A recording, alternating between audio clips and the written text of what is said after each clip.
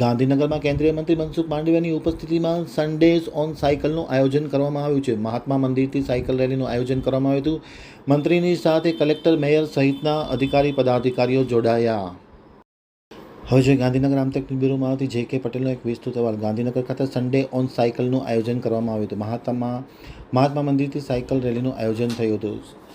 Sports મંત્રી મનસુખ માંડવિયા આ cycle રેલીમાં ખાસ જોડાયા હતા. ગાંધીનગરના કલેક્ટર, મેયર સહિતના લોકો પણ સાયકલ રેલીમાં જોડાયા હતા. ફિટ રહેવા માટે સાયકલ સૌએ ચલાવવા માટે સૌને કેન્દ્રીય મંત્રી મનસુખ માંડવિયાએ અપીલ કરી હતી. દર રવિવારે લાખોની સંખ્યામાં લોકો સાયકલથી જોડાય તેવી હિમાયત પણ કેન્દ્રીય મંત્રી મનસુખ માંડવિયાએ કરી હતી. 7,000થી વધુ સ્થાનો પર સાયકલિંગ કરવામાં આવશે.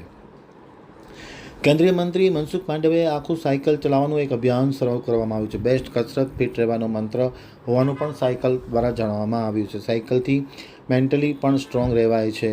કોઈ દેશે સમૃદ્ધ બનવું હોય તો લોકોને ફિટ રહેવું ખૂબ જ જરૂરી છે. ફિટ રહેશે તો જ આ દેશનો ઉદ્ધાર થશે અને માણસ પોતાનું કામ કરી શકે તેવી હિમાયત મનસુખ માંડવિયા દ્વારા કરવામાં આવી હતી. मोदी जी के फिट इंडिया मूवमेंट को आगे बढ़ाने के लिए सारे देश में संडे ऑन साइकिल एक क्रम बन चुका है. साइकिलिंग ये पोल्यूशन का सॉल्यूशन है.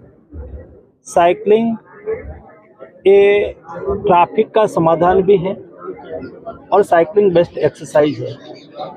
साइकिलिंग ये फिट रहने का मंत्र है और इसलिए इस संडे सारे देश में 7,000 से अधिक स्थानों पर देश के युवाओं ने संडे ऑन साइकिलिंग करके फिट इंडिया का संदेश दिया है और मोदी जी के मूवमेंट के साथ जुड़े हैं.